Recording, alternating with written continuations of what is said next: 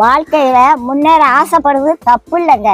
எதையாவது பண்ணி எப்படியாவது முன்னேறிடணும் அப்படிங்க நினைக்க கூடாது. அப்படி நினைச்சா ஏதாவது சிக்கல்ல மாட்டிக்கிடுவோம். கடவுள் உங்களை ஏற்ற வேலையில உயர்த்த வருங்க. சில பேரு எப்படியாவது காசு பணத்தை சம்பாதிச்சிடணும், அப்பதான் வயசான காலத்துல நிம்மதியா உட்கார்ந்து சாப்பிடலான்னு நினைப்பாங்க.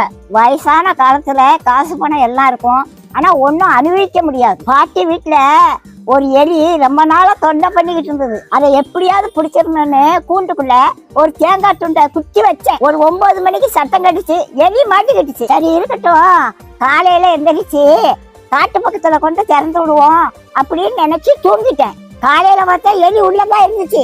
ஆனா அந்த தேங்காய் துண்டை அதை நக்கி கூட பார்க்கலங்க. எப்படி வச்சானோ அது அப்படியே இருந்துச்சு. ராத்திரி முழுவதும் உள்ளதான் இருந்துச்சு. அந்த தேங்காய் துண்டை திங்கலாம்ல, அதுக்கு மரண பயம் வந்துட்டு அதனால தேங்காய் துண்டை திங்கிறதுக்கு மனசு வரல. அதுக்கு தேங்காய் துண்டை விட நம்ம உயிர் பிழைச்சா போதும்னு அது இருந்துச்சு.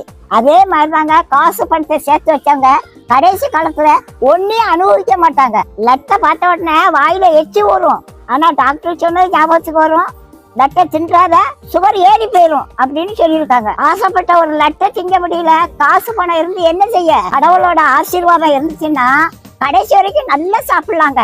நாளைய தினத்தை குறிச்சு கவலைப்படாதீங்க. அந்தந்த நாளைக்கு அந்தந்த நாளோட பாடு போதுங்க. இன்னைக்கு சாப்பாடு கொடுத்த கடவுள் நாளைக்கு சாப்பாடு கொடுப்பாரு. நீதி நேர்மை உண்மை உத்தமமா மட்டும் வாழுங்க. கடவுள் ஒரு நாளும் உங்களுக்கு ஒரு குறையும் வைக்க மாட்டாங்க.